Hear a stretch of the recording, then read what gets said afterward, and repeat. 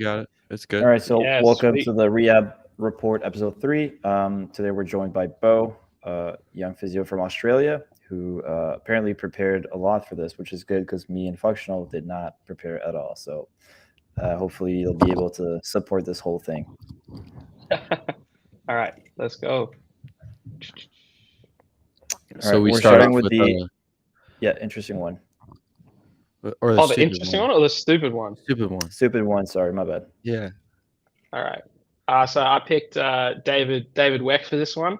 Let's go with this one. Yeah, I'll just Can you play the video, bro. explain who David Weck is first? So For David people who may Weck not is be familiar. he's basically like this fitness influencer that like promotes a certain type of like running and all of these strange gimmicks, like rhythms. Like I don't even know how to describe it. He has like a rope that you swing that's supposed to like put you in tune with your rhythm and balance. I kind of think of him as like a hippie version of like functional patterns.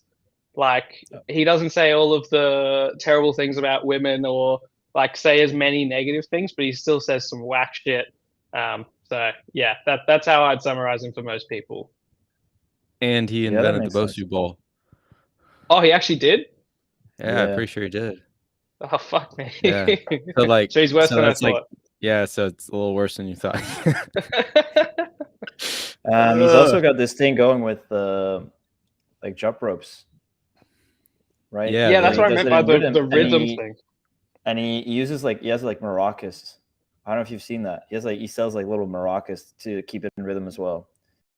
Yeah, it's hilarious. And- Like and they'll be one of doing his- jumps and they're just yeah. shaking it. Like Yeah, his running style is all like head over. You got to put your head over your foot each stride you do.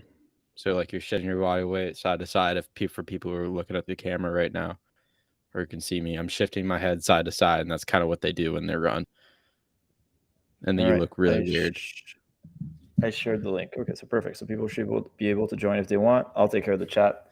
All right, so Bo, you can run the clip. Let's see what horrors you're bestowing on us today.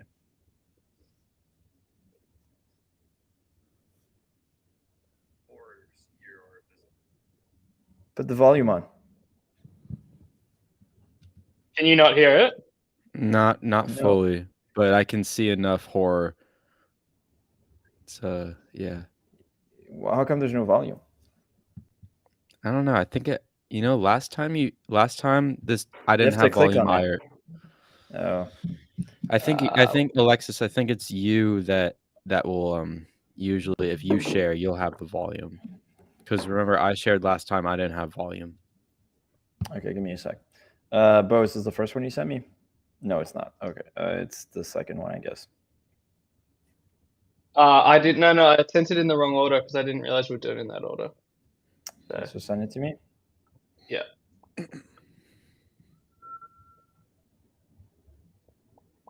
Through the private chat. Yeah. Go. Okay, thanks. And I'll stop sharing. got it. So. Yeah, I'll remove this. Okay. I'll take away this. It says it's not. I can't find it. Oh, it's because you blocked me. Oh yeah, true. Okay, just reshare it and then just try to click on it. Yeah. I'll do it. There you go. It's there now. Yeah, you can. Let's see if you can hear it. No, I can't. But okay, just like, can you like narrate what he's saying? Dude, it's just terrible like Spanish music. Oh, okay. So just okay. It's not saying Oh, anything. he's not saying anything. Yeah, but for the next few ones, we will need audio, but hopefully you're not blocked by them. No, I'm not blocked by Steffi. Yeah. Okay, so keep going. So explain what he's saying. So basically, they're just talking about like their three main methods, which is like coil training or coil core training, which is this. So you're essentially trying to like coil yourself up and like add a rotational stimulus. Okay. And then they just do bilateral torsion training, which is essentially just squats and like RDLs and stuff. And so Then I don't even know what to say to this. This is the rotational movement training. So they're basically just trying to like get out of the like horizontal and sagittal. The coronal and sagittal plane, and then like make it all about like rotation and balance. Yeah, so I think the theory behind this is, have you all heard of like spinal engine theory for Yeah. sprinting? Okay, so this is what they're basing it on, or partly at least, and this is what a lot of the different like functional groups think about sprinting, is that your spine shouldn't stay straight when you sprint. It should actually like kind of move a little bit or flow side to side. And so that's what they're trying to train right here with this coiling core stuff they're doing. So that's the theory behind it. Is that actually supported? No, not really. It's a lot of speculation. So I mean, when we run, the reason we swing our arms is because our spine is not staying straight. We're rotating every step, aren't we? yeah, but there's like a certain they're literally saying it like it has to move in a certain way or pattern versus like just the rotation that we do in sprinting it's different. It's like it's a very specific like thing they're talking about with. I think we should do a full like podcast probably on spinal engine theory, because that's actually like something that's very common in like the functional patterns world and the WEC world, if you really want to dive into that. That's why But yeah, like all spine the definitely functional moves. patterns guys and the David Weck guys are great sprinters who go to the Olympics. Yeah, for sure. Yeah. That's why Naudi accepted my challenge when I told him I could run faster than him. Yeah. I'm surprised they haven't put any like Olympians up to compete yet. Well, I mean, it's kind of looking at what they're doing here. It's just kind of inefficient strength training, right? Like a lot of this, they've got all of this kit, and they're just putting themselves in weird positions so they probably can't produce so much force. Like none of us really care that much about technique in terms of like injury risk, but like for performance, you're just minimizing the force you can produce for most of these exercises, right? Yeah, and I think that's a good point, because as like strength coaches, especially I work with like a ton of athletes all the time. I'm never trying to replicate the exact thing they do in sport in the weight room. I'm literally just trying to get general adaptations of strength, hypertrophy, maybe some tendon adaptations, and then they go play their sport if they want sport specific, very, very sport specific stuff. It's rare that I will literally try and replicate a sprint into a strength movement. And that's what you see a lot of these guys do. They try to go super, super specific, and then they just fail, like you said, because they make it too complicated. You can't produce as much force. Yeah. And you lose all the adaptations you want. Yeah. I actually work at Athletes Authority, like a big rehab gym in Australia. And we actually have like field sessions for sprinting. Like if someone wants to get better at sprinting, we go take them and do like some drills for technical work because you can't sprint the whole time. Yep. And then we just do heaps of sprinting. Exactly. You fucking sprint. Yeah. It's pretty simple. Yeah. You put them bare, like you tell them to remove their shirt and go in little boxers first, right? And go barefoot. Otherwise you can't see what you're doing, right? True. Of course. True. That's one thing I learned from functional patterns. You always got to be bare chested. And we always have a camera behind them and a special light to show that we've changed how they're running. Yeah, and you have to mutter insults to women to run a little faster. No, we don't let the women run. Yeah. No, we chase women. Let the women run. We chase women here. Yeah. So everyone listening, it's a joke. We don't endorse hate of women. Of course. I think there might be some exceptions though. Like the one exception would be like very biomechanically simple movements, like a throw-in. I might do like weighted throw-ins because it's like very simple. I don't know if I know the literature doesn't specifically support it for like but I consider that something different though. Like I'm talking about like lifting. Like if you're doing like plyometrics and stuff, that's different. Like you can make it more specific.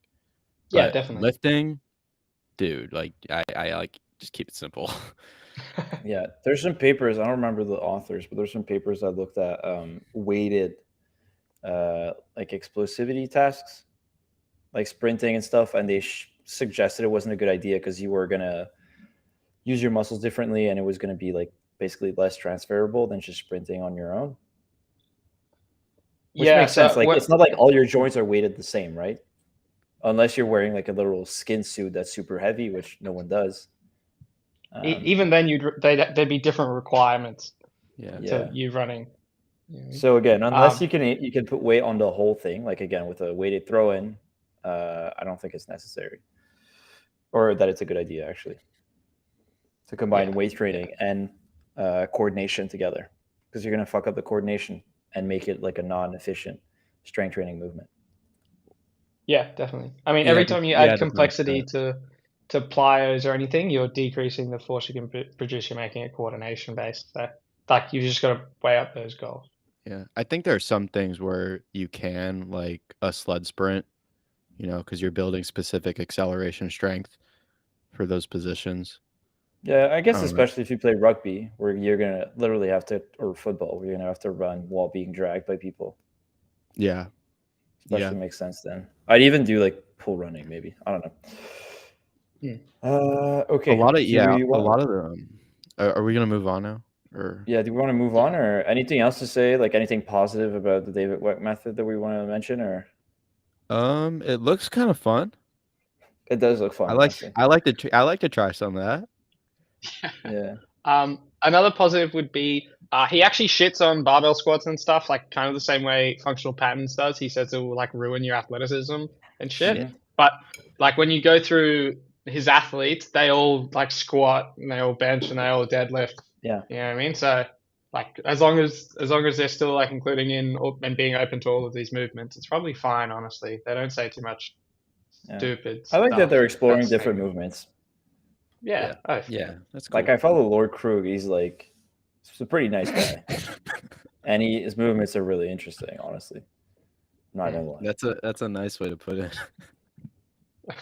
No, like straight up, he looks like pretty optimistic about movement. All right, we're looking at the Steffi Cohen one. Yeah. Is that it? You'll want to share it though, because it's not gonna be able to hear me. For sure. All right, let's go. Let's do this. Give me a sec.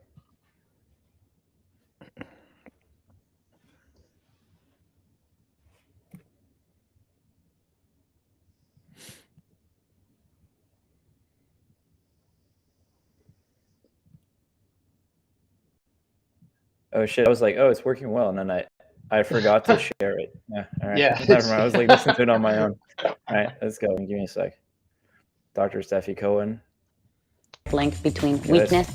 Let's do it again.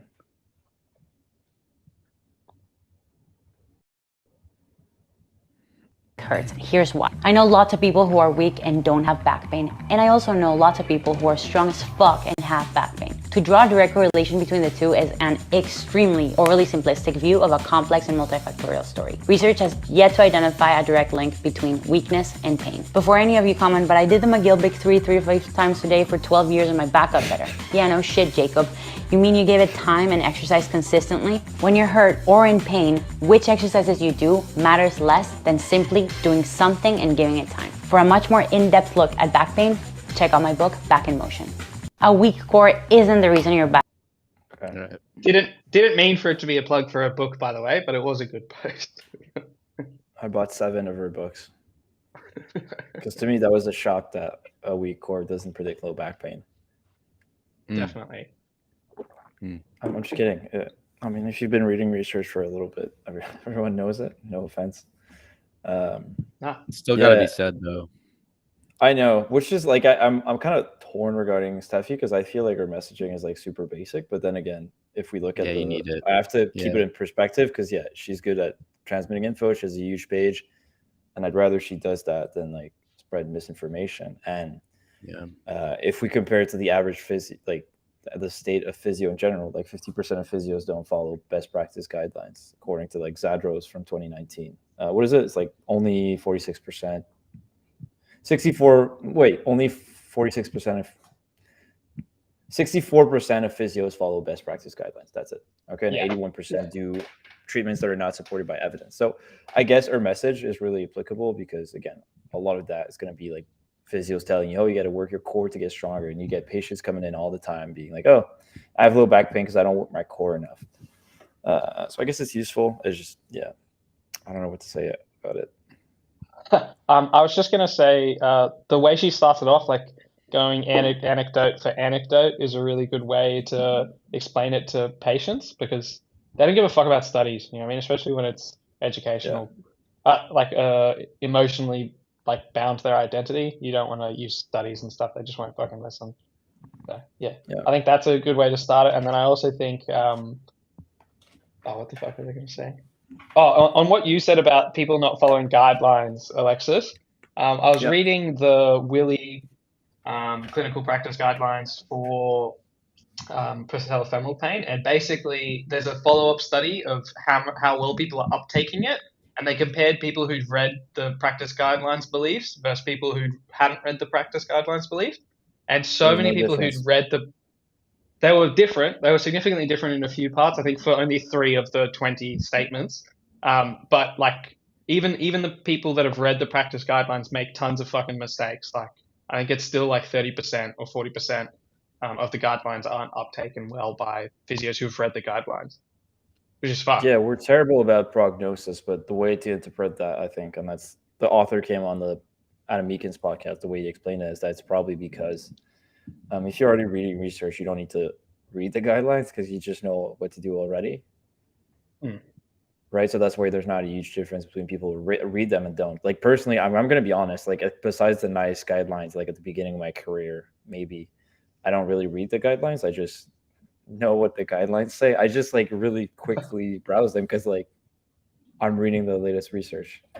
So I don't think reading the guidelines would like change my mind. I would be like, oh my God, like weak core doesn't predict low back pain. God damn it, I got to change the way I practice. You know what I mean?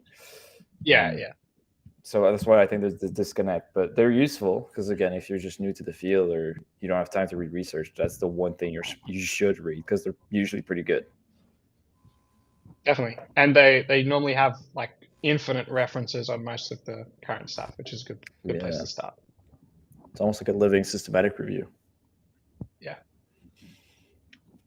Anything to add? I guess the one thing I'll add here is that for people who get pissed off about Steffi's message, just understand that she's not saying that you can't train your core and reduce back pain, because you certainly can. She's just giving more options. So it's okay to still train your core. Yeah, that's usually the way I explain it to patients when they say their core isn't strong enough. I'm just like, core training can help. It's just not going to help more than other things. And usually you get a lot of core training just from doing compound movements. So we all remember the study, I think it was from 2016, where they compared I think it was an air squat or it was a barbell squat to just a plank, or I think it was just an air squat actually. They did planks to failure and then compared it to a barbell squat. I forgot the percent 1RM, but it was probably somewhere around 65 to 85%. Yeah, and they saw no difference. But who's doing planks? Bro, who's doing planks to failure? I mean, I used to put like 90 pounds on my back while doing planks. Shit, are you serious? Yeah, it's not that hard. It's the hardest part is just to put it on your back. Like literally, because you're like, yeah. I'm just gonna fucking do squats. I don't know. I just don't want to put that shit on my back. I mean, I used to be a competitive soccer player. We're idiots in terms of like training. That was before I like started training seriously. I mean, yeah, so was I. I played in college too. Yeah, awesome. We were all idiots too. Perfect. Wait, can I just say one more thing? Yeah, no, I'm still super idiot. Steffi making fun of the McGill Big Three is pretty funny as well, because I'm pretty sure she used to be pretty affiliated with Andrew Locke and like the Australian strength coach. Really? Yeah. You mean Dr. Locke? I think Mr. Locke. That kind of makes sense. Locke. Yeah, that kind of makes sense. Okay. Yeah. So good on her. Yeah, she's kind of the bio lane of physio. I'm not gonna lie. A little like without a PhD, I guess. I think she's a doctor.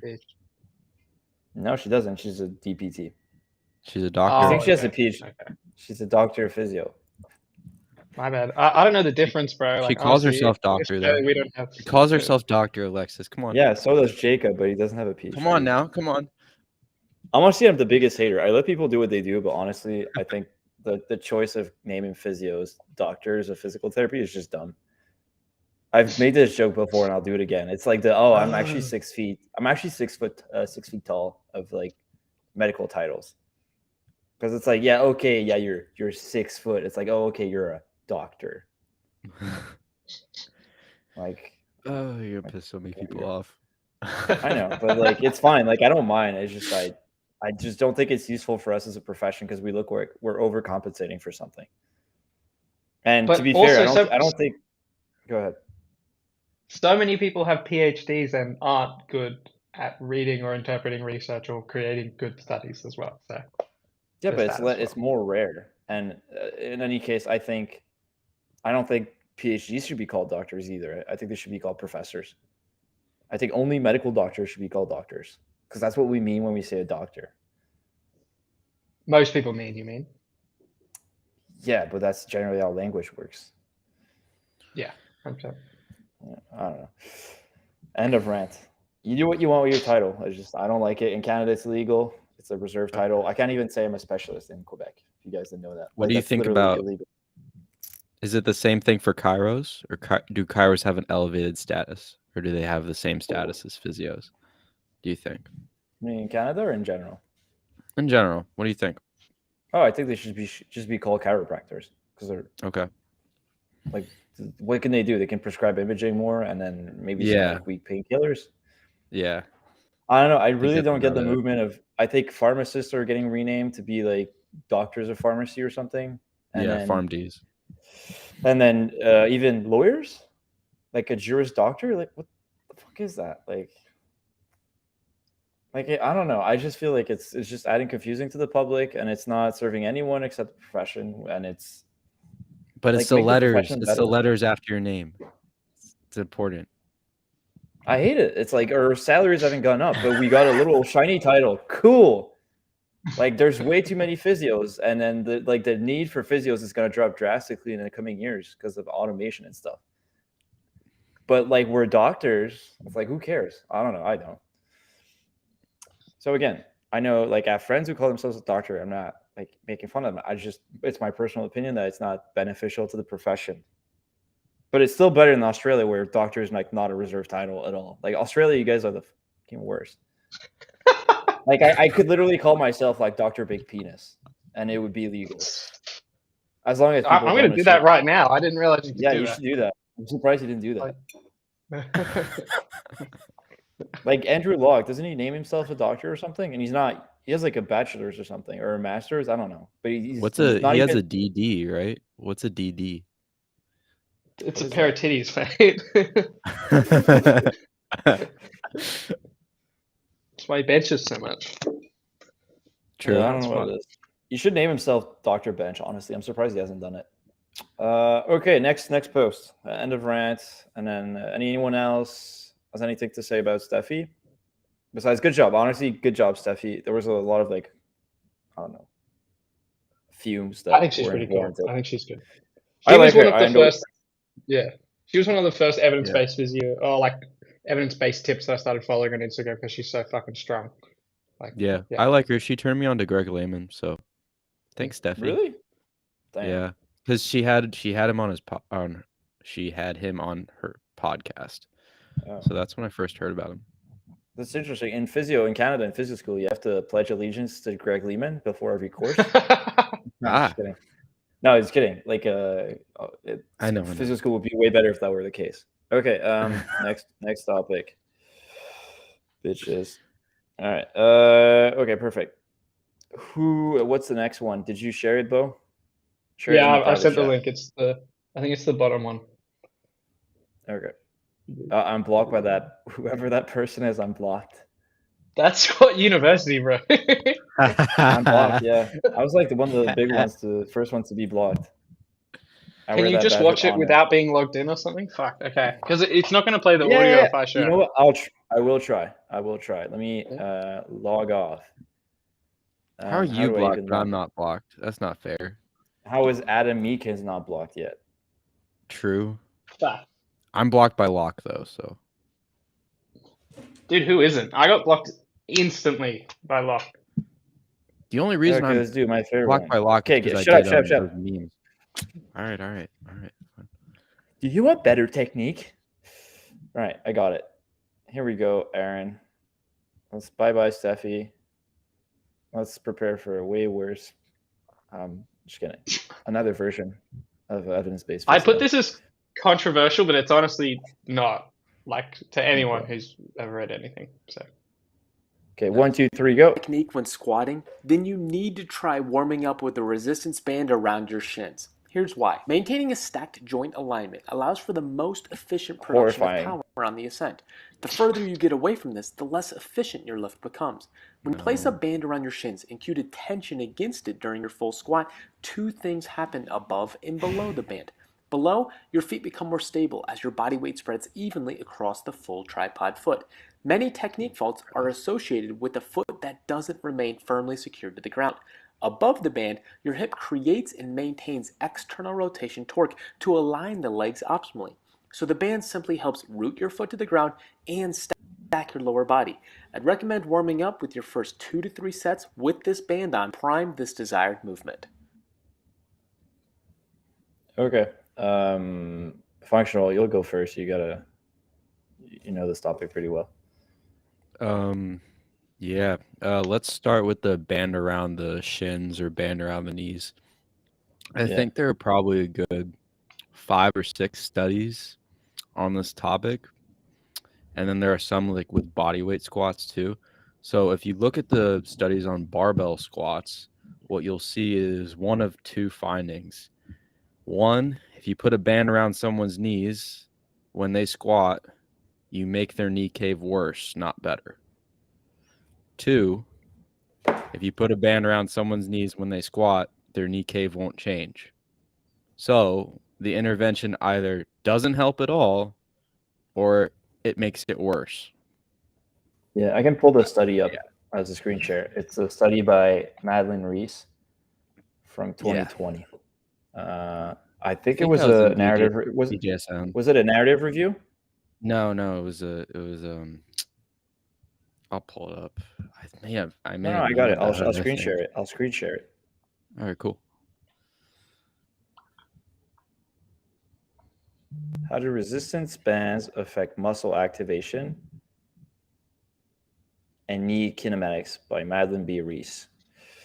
That's just one study. Yeah, there are other studies. There's like three on barbell back squats, I think. I think that's right. And then there are like 2 or 3 others that look at like body weight squats, but those don't count because that's not relevant to the discussion. Okay, yeah. So that's not a good one. So there's not like it's just a combination of papers. Okay. Yeah, it's just a combination of papers. I got to go find the study. Yeah, but I've seen the same to be honest. And then Mark, Certified Personal Truths, saw the same thing. So band. Yeah, the Reese paper is right. That's the one where they saw it. They saw the knee valgus angle get worse. Yep. So yeah. Yeah. In any case, we talked these are about all last limited. time. Now, I guess I will say the band isn't around the knee, right? It is around like the ankles or shins, which is how he's trying to get away from it because he stopped doing around the knees. No, but the thing is, if you look in the comments on that post, he does still advocate like the band around the knees can work. So like he still believes that. Like I don't think he's trying to move away from it necessarily, like because that it doesn't work. He's moving away from it because he thinks the foot is more of the problem. Sure. And because he has a foot fetish. He needs to grow the fuck up. Yeah. To be fair, his obsession with feet, we don't have data that it helps with squats or that it makes it worse. My bias is that we actually do have data comparing barefoot squatting to squatting in squat shoes, showing minimal difference in kinematics between the two. There's that. That's my bias. That probably makes very little difference. Was there an advantage on either side that was significant? I gotta look again, but I mean the only advantage is for squat shoes, and it's because it helps depth in the squat. No, that makes sense. So yeah, it's crazy. It's almost like weightlifting shoes are helpful for weightlifting. Who would have thought? And they have a narrow toe box. Can you believe crazy. It? Yeah, but I'm I heard that they narrow didn't toe buy in the boxes give study. you AIDS. They give you AIDS. How did that get? I read a study about it. Approved by the ethics board. Jesus. Yeah, that's What are these crazy. guys doing? I think we should. We should make a. I've got a really good joke actually. We should make a. You know how like they keep saying like our primal ancestors. Yeah. We should say like, oh, modern society is like destroying you. And we should go. You know those little studies that Squat U cites where it's like these really tiny, preposterous shoes that go like they round up like literally like this. Like medieval shoes, we should say like this is natural. We should go back and be like our primal ancestors and just have like a photo of Liver King squatting, and then he's in these little tiny preposterous shoes. What is it? Medieval shoes. What is it called again? I'll pull it up. I forgot. Yeah, it's literally these ones. Okay, fuck, I'll share it. It looks like some Lord of the Rings shit. Yeah, so yeah, that's a good idea for the post. Okay, wait for the people at home. These things. Oh, look at that drip. Back when men used to be men. Yeah. This is why testosterone levels have dropped, guys. Yeah, actually, guys, not squatting in a suit of armor is subprimal. It's killing your game. All right. Yeah. Oh fuck. Perfect. It's funny how like these like alpha dudes, they're like, oh yeah, my ancestors were so primal, like they survived like fighting all these wars and everything. And it's probably more that they had like a weird genetic variation that made them like their blood weak, but it may help them to survive like the plague. Like that's what happened like in Africa. Like a lot of Africans have like anemia. What is it? Is it anemia? The falciform anemia. Is that it? I don't know. Whatever. Their blood vessels, their erythrocytes are deformed because it's that way malaria can't implant on it. It can't latch on to their blood cells. So that's one of the reasons why a lot of Black people have the proportionate amount of like blood diseases. It's just because it's a way to survive malaria. Like people think they survive because they have big muscles and they're really manly. It's like, no, you just have probably had like a genetic deformation, and then some weird disease happened. I don't know. I just think that's interesting. Okay, are we going for the next one? I don't know what that is. I'm good. Did we talk about everything in the Squat U video yet? Oh yeah, we did. We barely talked about anything. Yeah, let's go, Bo. Actually, make this interesting. Yeah. So I was gonna say, like the fact he says it's less efficient to squat with like knee valgus is like fucking hilarious. There's a number of reasons why it would be slightly more efficient. The first one being like when your knees come in, that's your adductors pulling your knees in. That's you using your big hip extensors in your adductors to get more force out of the hole. That's why everyone's fucking knees cave in when they lift heavy. And I've got some funny shit to talk about that in a second. And then the second thing would be like it reduces the knee moment. So when your knees come in, they're essentially closer to your body, so there's less force. It's more advantageous for your quads, right? Like it's literally the most used strategy in any competitive squatting sport, like Olympic weightlifting and powerlifting. So how can it be less efficient if you're hitting like world record numbers? I actually I don't see it as much in powerlifting as I do in weightlifting. And I think part of the reason is that you're not at the same depth in powerlifting as you are in weightlifting. Yep. And the adductor is like, it's hypertrophied more at fuller ranges of motion than like probably like a just below parallel squat for powerlifting. So that probably why there's some of a difference there. I think I agree with you. Yeah, in terms of Olympic weightlifting efficiency, for sure. For powerlifting, it might be a little bit different, but yeah, in general. I agree, but I also think it's really funny because like Squat U recently hyped up Ilya, a powerlifter, for her deadlift PR, and like I've just sent the link. The second one in that message is her squat form. You know what I mean? Like, dude, seriously. Is it Laya? Yeah, Laya. Yeah, she's from France, right? Laya. Sorry, It's actually Leah.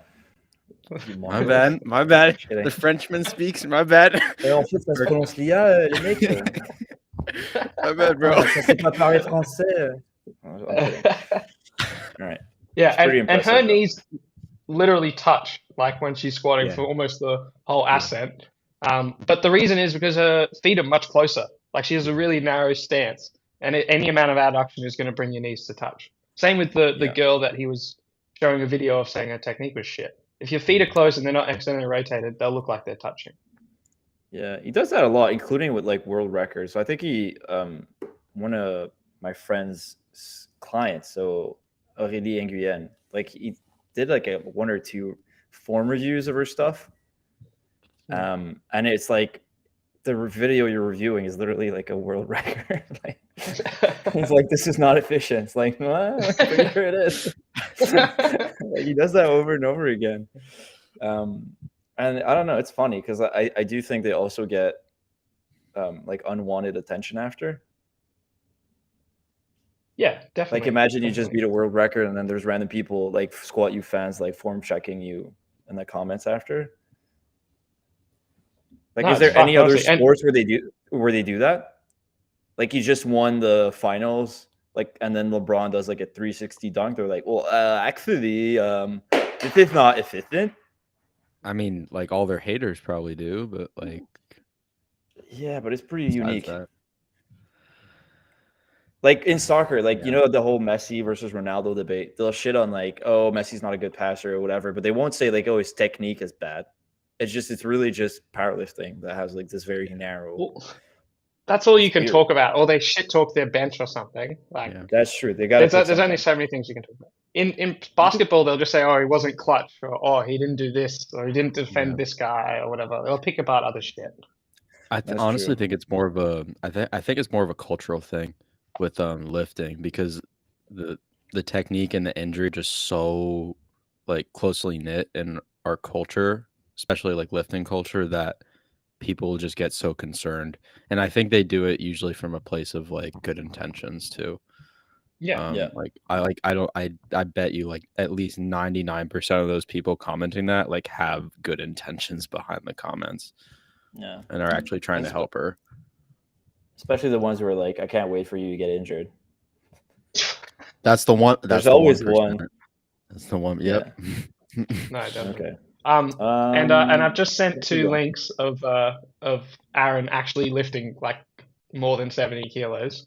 And you can see what his fucking knees look like when he's squatting. It's pretty fucking funny. I'll share like screen. The first lifting video on his account, knee cave. Pretty much every other heavy one, fucking knee cave. There's like how long ago was that? This was the first one I think is 2 years ago. Oh, so let's look at the Leo video. It's 4 years ago.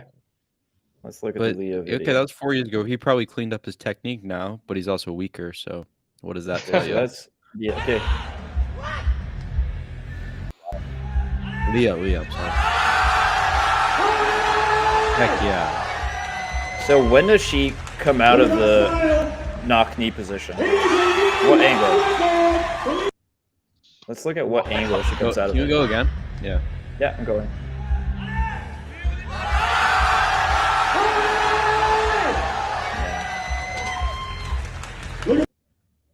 Yeah, what I find really interesting is it's near the 30-degree angle, and it seems to be the same for most lifters. It's almost like you mentioned, the deeper you are, the more you tend to have like a knock knee position, so knee caving in, and that's where there's like barely no stress on the ACL. So it's almost like your body, the attachment of the muscles and the stress on the ligament kind of sinks in pretty much perfectly, if that makes sense. Mm-hmm.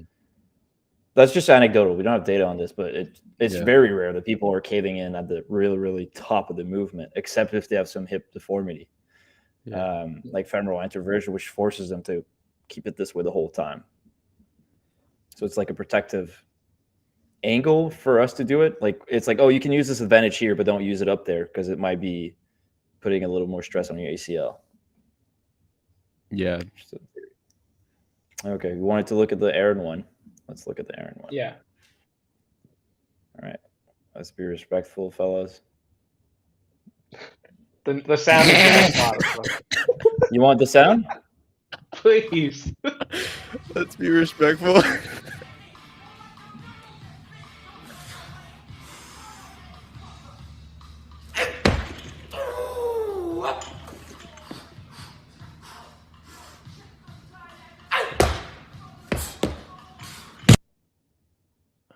Okay, cool.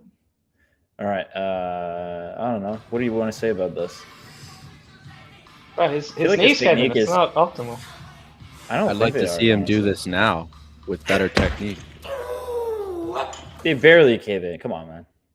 Yeah. Bro, but this is the thing he says you're not supposed to do. You know what I mean? Like he does it when he lifts heavy. Everyone does it when they. Most people in Olympic weightlifting will do it when they lift heavy. He doesn't lift heavy anymore, though. So, like, That's what I mean. That was. It's like, yeah, Aaron lifts pretty. He lifts pretty. exactly. Like he should do a twirl at the end. No, I'm kidding. He's stronger than me. I don't care. I don't want to say like talk shit. Okay, let's do this one. That was a comp one. I'll Okay, talk that's shit. actually better because he didn't choose that one. Oh, give me a sec. Okay, let me share that one. I have like 4. Like it's pretty consistent. The knee cave. It's always the right leg.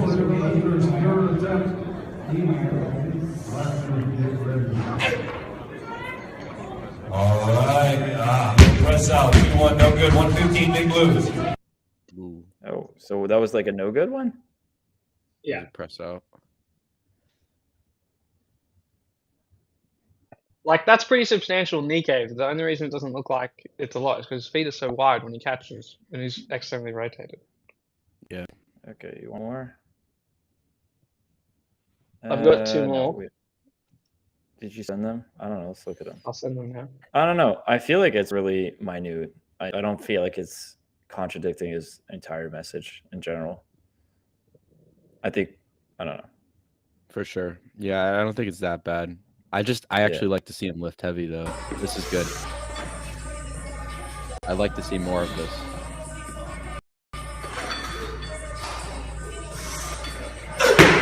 Push, push, push. Oh, that was good. He lost his stability because he's wearing weightlifting shoes. He's not That's wearing true. That's true. Dude, he has like love letters to like Addy Powers and like Nikes all throughout his like private account. It's fucking I'm hilarious. waiting for the day he gets sued. It's gonna be so good. You think he's gonna get sued? Yeah. Did I he think make wild claims? Because that's how Vivo got sued. They made claims that were he literally unsubstantiated. told people that Nikes and Adidas are like destroying their bodies. Yeah. Yeah, that's true. It's like, yeah, sue him, please. I don't know. I don't wish him. Do we have any that. connections at Nike? I don't want him to get sued for that. Do I? I don't know. No, I don't think so. You could. I mean, at least like a little, like a little threat. It'll just like half the amount of foot content he puts out, so I don't have to cringe every single time. Okay. I don't know. I'm blocked. I'm feeling pretty good since I've been blocked. Honestly, my life's like 2% better. Okay. What other posts do we want to talk about? I think it was this one. Bo, can you send it through the chat? The Fort one. I don't know what it was. The scapular disconeus one. Is it? I don't know. Clue. Is that the one you want to talk about? I don't know, man. All right, bro. We can talk about that. Yeah. Sure. The paper that Physio Network basically put out. Okay. It's gonna be a short one because, like, come on. Do we have anything else with like charlatans that we can do? I don't know. We should look at Human Garage. I don't want to do this. This is like so boring. I've done it. Okay, so whatever. I'll just do a speed run. Okay, so Olgan and all 2020, there's no link between scapular dyskinesis and pain. If you look at people before they have pain, it doesn't predict who's going to have pain or not. So it's probably not relevant. After that, you got Takeno and all from 2019, another meta-analysis, which shows that if you look at people who get scapular position training, like how to move their shoulder, they get better. But if you look at their kinematics after, so if they change the way they move, it doesn't. So it's just they were moving. It's not because you changed the way they move that they got better. You've also got plenty of studies where we see that basically none of the tests to assess scapular dyskinesis, so if it's moving right or wrong, are reliable. There's a lot of skin on it. It's not reliable. We need like precise medical imaging, which usually involves radiation to measure it, or lasers, which honestly barely any clinic, like no clinic, have them. So we can't measure it. And actually, if we try to look for it, Dahmer did a study on this, I think in 2019, where they blinded therapists and they told them, either they didn't tell them anything, or they told them this patient has pain, this patient doesn't, or this shoulder has pain, this one doesn't. And they were like, does this shoulder have dyskinesis? Is it moving correctly? And if the therapists were told that the shoulder was moving incorrectly, I think there was something like a 15 to 20% increase, or maybe it was like 30%. It was like substantial. There was an increase in like the amount of times that it was going to be called like not moving correctly. So basically, we're worse than chance if you add in the bias of knowing which shoulder hurts, because we see what we want to see. You're not good at it. If you think you're good at it, you think that you're better than all these therapists that had like 10 to 15 years of experience. We're doing it in lab supervised conditions. And again, you're chasing something that doesn't even seem to correlate. Well, it correlates, but it doesn't seem to have a causal link with pain. So you can't measure it. You shouldn't measure it. It doesn't matter. That's a big spiel for scapular dyskinesis. Jared Powell, who's actually an expert on this, agrees.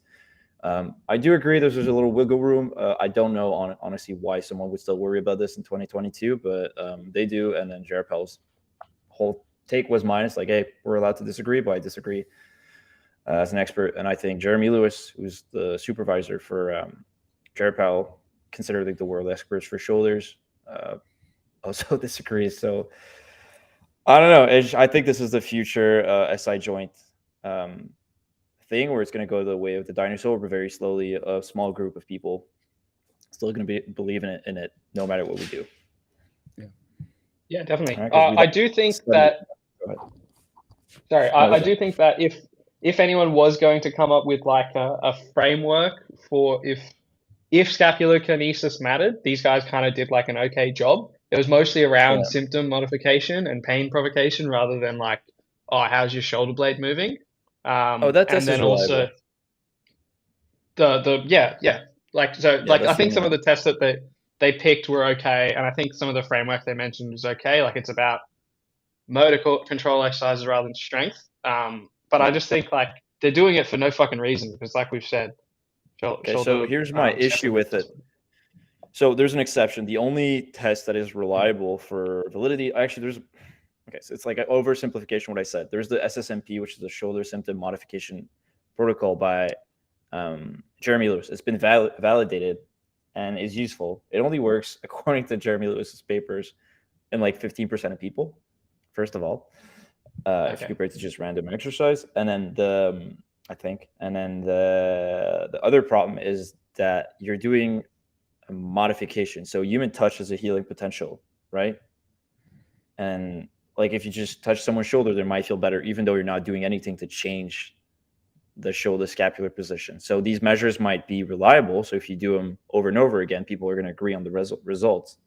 But it doesn't mean you're actually changing the scapular movement, right? And one of my big gripes, the big one, except the SSMP, which I don't think they include in that article, is the assisted shoulder glide test. I think that's what it's called, right? So you basically ask the person to lift their arm. They're going to be like, okay, I have pain like 5 out of 10 when I get to this angle. You put your hand on their shoulder blade and you kind of assist the movement, the upwards rotation of the shoulder. And if it moves better, usually people's reasoning is going to be, okay, we're going to give exercises to help your scapula move better. Problem with this is that the scapula is part of the shoulder complex. You're literally assisting the movement. So it would be like if I take your arm and then I help you a little bit to move the arm, you're like, hey man, that feels better. It doesn't mean it's because the scapula was moving wrong. It's just because you're assisting the person to move. You know what I mean? So I don't think there's even validity there, or at least it hasn't been tested. There's only like a reliability. So that's a big caveat for me.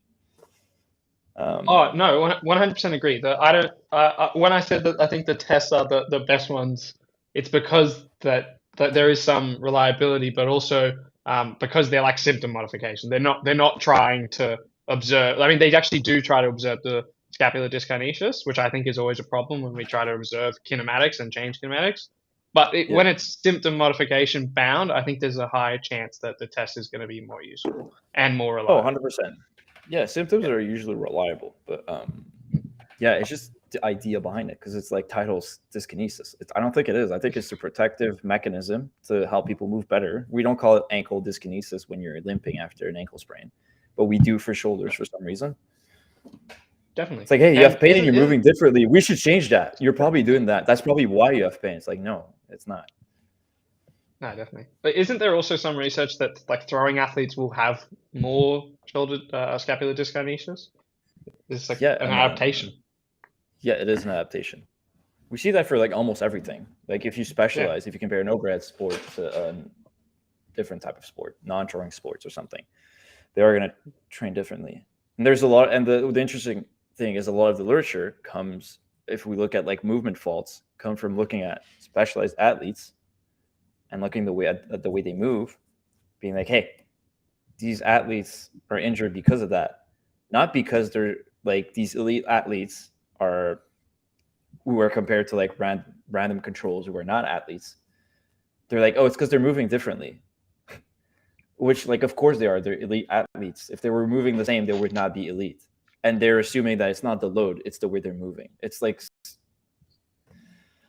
I don't know. Like the bulk, I swear to God, the bulk of the study on movement faults is that level of reasoning. There are a couple studies which compare like elite athletes between each other and root out the ones that have like dyskinesis or movement varieties, but they're few and far between. The majority is just comparing elite athletes to random people in the street and being like, hey, they move differently, that's why they have pain. Not because of the stress, not because of the tremendous load put on their body, not because of the overtraining, not because they have like they're genetic freaks who are performing at the highest level possible. I don't know. It's just, I don't know. Sometimes it just boggles my mind.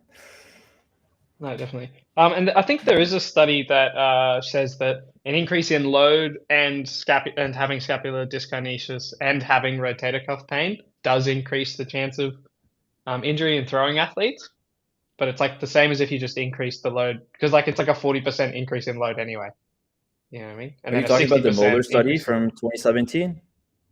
I don't know the names of the authors like you do, bro, if I'm honest. So there's one study, that's a Moeller study from 2017. If you compare scapular dyskinesis with an increase in load, I think it's above like 50% or 30%, there is a small increase in the rates of injuries. That's literally the only paper that was well done, that was prospective, that seems to have an effect. So maybe it's just a very small factor. We did have a question in the chat, though, by Pratik Sharma.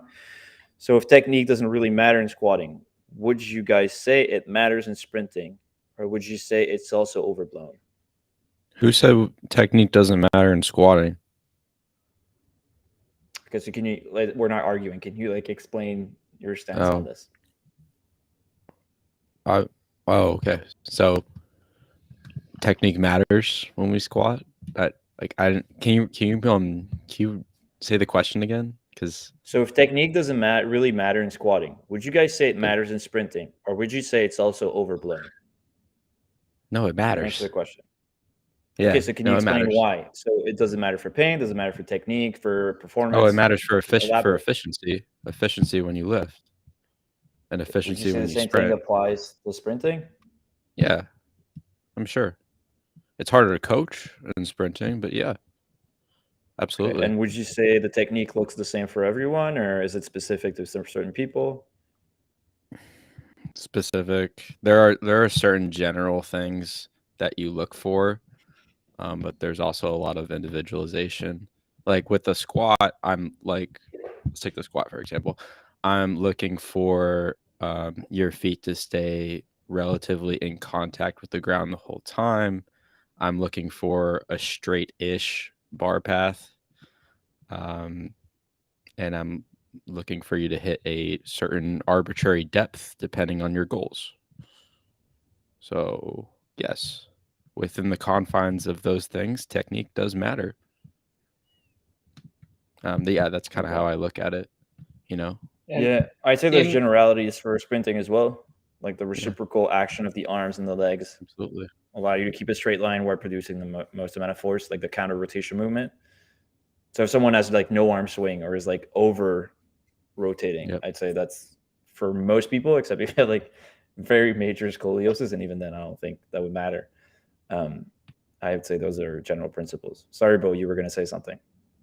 Oh, I was gonna say, I think there is some evidence about like thigh speed, like how quickly you can get your legs to swing through, is predictive of speed in a lot of sprinters. Because like basically, if you can get your knee not necessarily super high, but in front of you more and a bit higher, you have more time and more movement to develop force. Then also there's like dorsiflexion when you're landing. You kind of want to aim for like roughly a fixed dorsiflexion, or be in more dorsiflexion when you're landing, just so that like it's more tendinous basically more Achilles tendon, like elastic potential can be used.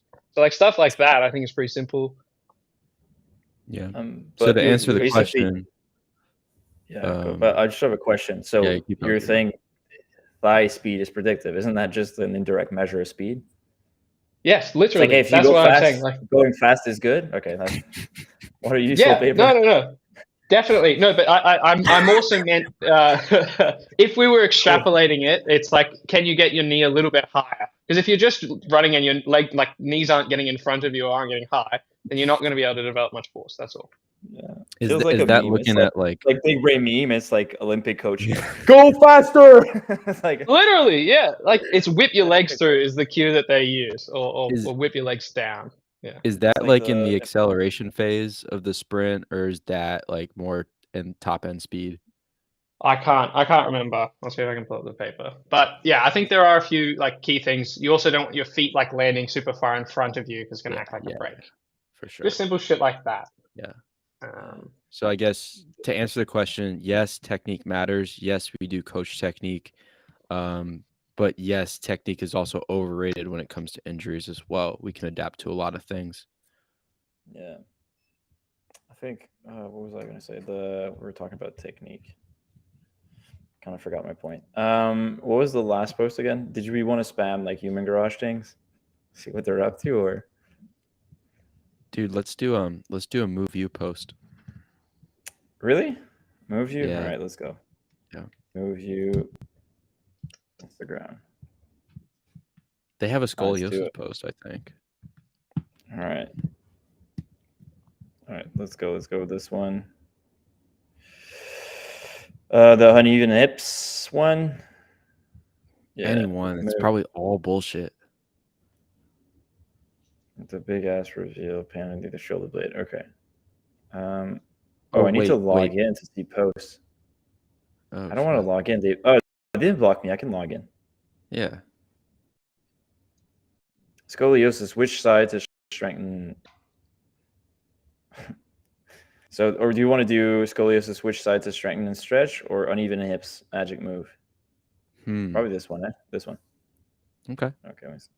This is the concave side, like in a cave. And this is the convex side, like not a cave. Wow. You need to stretch the concave side and strengthen the convex side. Okay. If you have questions about your scoliosis or convex concavity, go ahead and ask me below and I'll try to get back to you. Okay. This is a complex topic. There's not a lot of evidence for this. I